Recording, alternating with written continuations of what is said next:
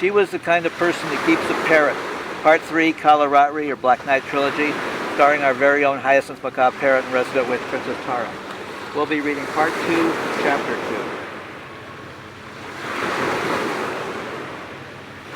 I rose unsteady to my feet, my eyes watered, head throbbed, brain hurt, my knees wobbled.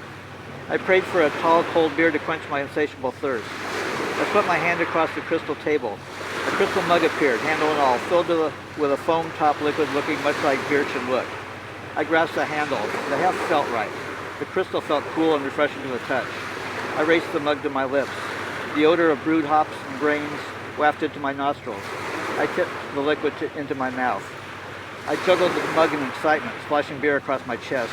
The beer tasted just like beer should taste. Damn, I exclaimed, finally something is going right. Kay smiled. You will make everything right, my sweet, in time. I nearly coughed up my beer. In time, I flung the crystal mug at the floor in a fit of pique. How much time? I'm not going to be born for another 65 million years, I screamed. Kay flinched.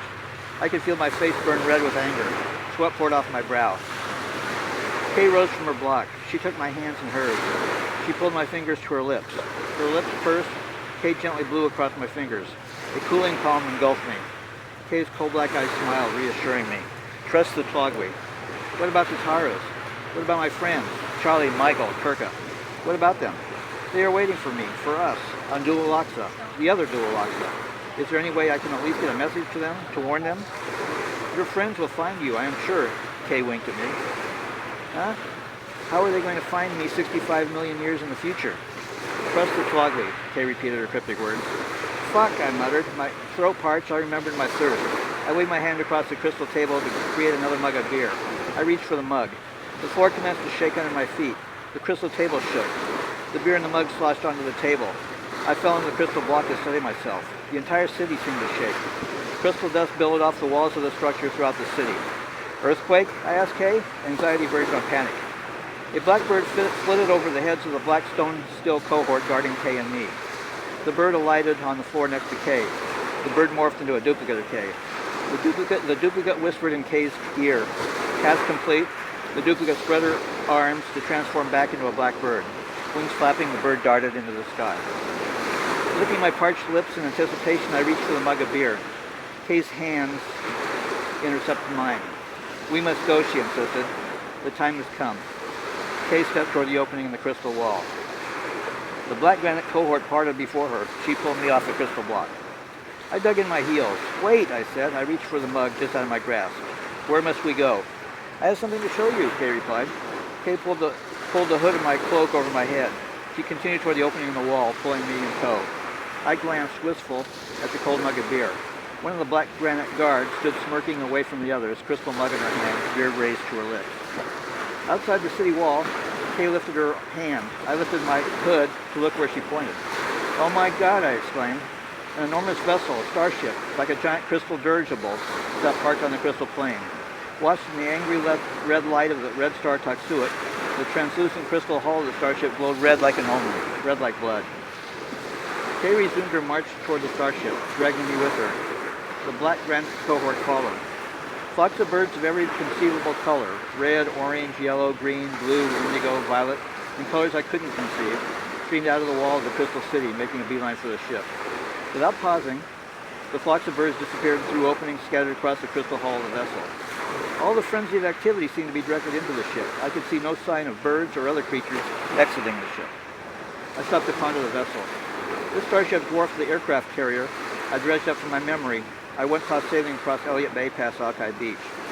Kay turned to look at me, her coal black eyes question mark. What is happening? I asked her. The time has come, she said. The time has come for what? Kay smiled. To return to Earth. Wait, I cried out. I just got here. Now we're leaving? The Dulalaks are evacuating this world. What? Why? That should be obvious to you. I mean, why today? I just got here. I didn't even get a chance to acclimate. There's nothing to acclimate to. The radiation from the red star is killing this planet and this entire system. The sooner we leave, the sooner we get back to Earth. Is that not what you wish? Kay turned back to the starship. I grabbed her arm to stop her. What would have happened if the Tlogwi had dropped us, here tomorrow or next week? I do not know what you mean. What luck for us that we got here just in time to catch a ride on your starship. Would the ship have departed without us? There was magic involved, but no luck. Huh? The magic of the Kālarātri. The Kālarātri brought you here at the time you needed to be here. Pretty remarkable, don't you think? The Kālarātri brought us 65 million years across time, right to the exact day that the ship planned to leave. Magic, Kay quipped. She turned to the ship, pulling me with her. Come, they wait for us. I have much to show you. You have much to learn. Who waits for us? The Kālarātri, your people. What? I noticed the sky had cleared of the frenzy of feathered activity. All the birds had entered the starship. Only Kay and I and our guard remained outside. Kay yanked my hand impatiently. We must hurry. After 65 million years, what's an hour or two? I protested. The wind of Legalis comes. In spite of the oppressive heat, I felt a chill at Kay's warning. My body quivered in a grip of icy fear. My eyes darted up to search the sky. We must evacuate this world while we still can, Kay cautioned. How do you know this? The wind of Legalis and his army of the dead lay waste to Kālarātri Minor. Our people remaining on that world have fallen to his sword, or worse. Or worse? Captured to be enslaved and served as fodder to his cannibal army of the dead. Sounds gruesome. The fortunate ones died in battle. Those not so fortunate, well, Kay shrugged. The wind of Legalis comes for this world now. We must evacuate our people before the same fate befalls us. What is the wind of Legalis going to do when he discovers there is no one here to conquer? He will follow us to Earth. We need to get there first.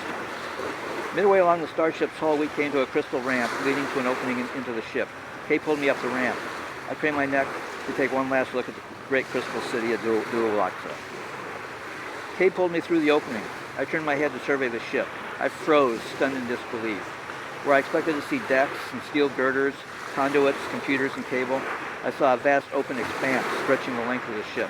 The crystal city of Kālarātri seemed to, by magic, relocated into the starship just in the time I climbed the ramp. I turned to try to look outside. The columns of the silent black cloak guard marching up the ramp blocked my view. Kay grasped my shoulder and pulled my attention back into the starship. Kay no longer wore the cumbersome protective black crystal cloak. Kay grasped the shoulders of my cloak. My cloak vanished. Her lips smirked as her eyes slid down my body. My eyes tracked hers. My face flushed as I realized I stood naked before Kay and the columns of guards passing us. Kay grasped my arms. She pulled me to her, pressing her breast into my chest. Her lips explored my lips. Kay smiled. I have waited a long time to do this. Do what? I gave Kay a lame reply. My eyes peered over Kay's shoulders. My mind reeled from confusion as my brain attempted to process the improbable images collected by my eyes. 65 million years long. We have lots of catching up to do. Kay's tongue pressed between my lips.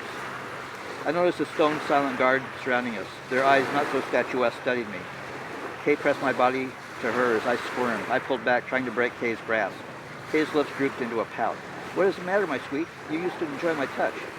My eyes motioned to Kay that we had an unwelcome audience. Kay glanced around her. You will need to get used to the attention, my love. My love, I thought to myself. This escalated rapidly.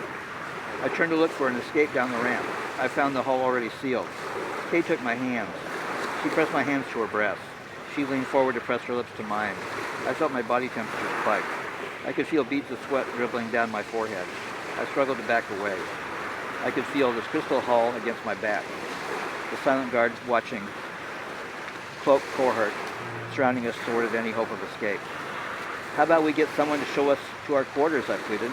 Then we can pick up where Kay laughed. Embarrassment stung my face. Kay turned to the vast expanse of the starship. She waved her hand toward the crystal city. These are our quarters. You belong to the Kālarātri now. Kay pulled me to her. She kissed me. Kay eased herself onto the crystal floor of the ship. She pulled me down with her. Her arms wrapped around my back. Kay rolled me on top of her. Her hands grasped the back of my head, pulling my lips to hers. I pressed my eyes closed. A familiar voice startled me. Are you okay, baby? My eyes popped open. I found myself lying on my back on the floor of the starship. Kay kneeled next to me, a red cloak like a Roman toga wrapped around her body. Her fingers caressed my face. A broad grin split her face. I pushed myself up. What? I cried out. I so miss that, my sweet, she whispered. Miss what? I mumbled. I twisted my torso to look about me. The silent guards still surrounded us. Instead of their hooded black cloaks, they now sported red togas like Kay's. I discovered I too wore the same red toga. I touched the fabric, which looked like mulberry silk, but proved to be crystal like the hooded cloak. I struggled to climb to my feet. Kay jumped to hers. She helped me to mine. Kay winked at me. I could do that for the next 50,000 years. Do what? I said, feeling embarrassed and awkward.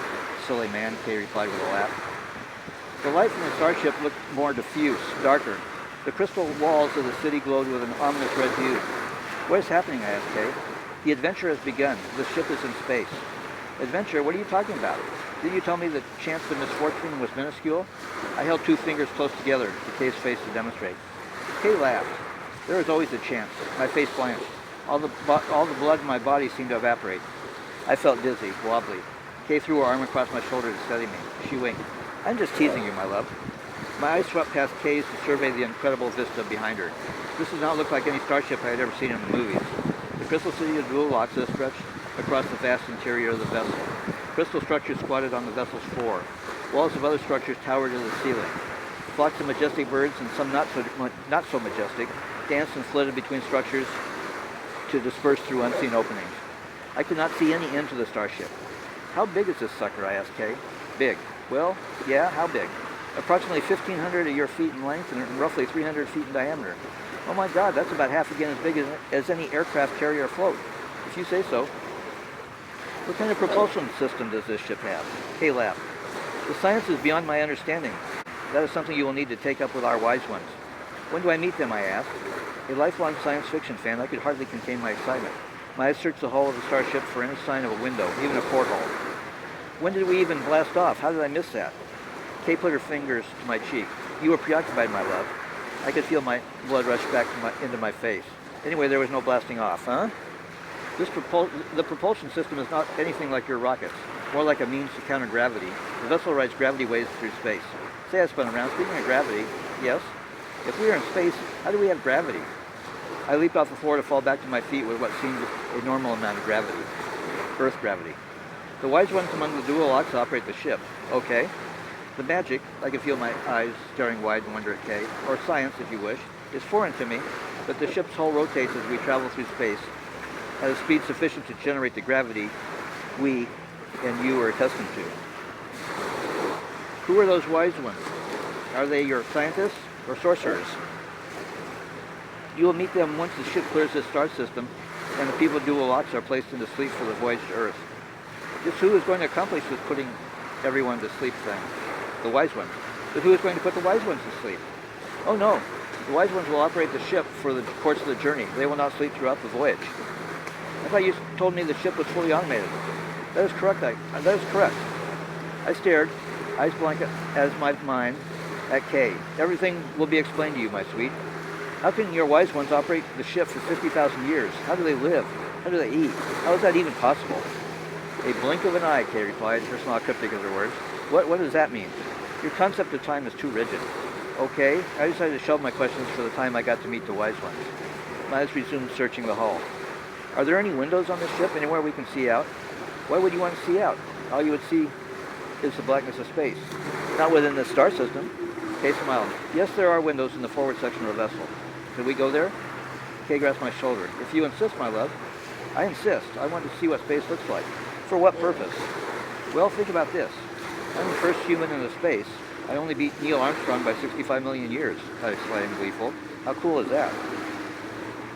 The temperature on the starship is regulated by the wise ones. You should not be cool at all. Huh? I shook my head. No, not what I mean. Take me to the bridge, please. Kay gazed at me, puzzled. There's no bridge on this vessel. There are no streams to cross, no need for a bridge. I put my hand in my face. Have you always been this literal? And I just didn't notice? I sighed. Take me to the window, please. If you wish, my love, my sweet. I wish. On one condition. What's that?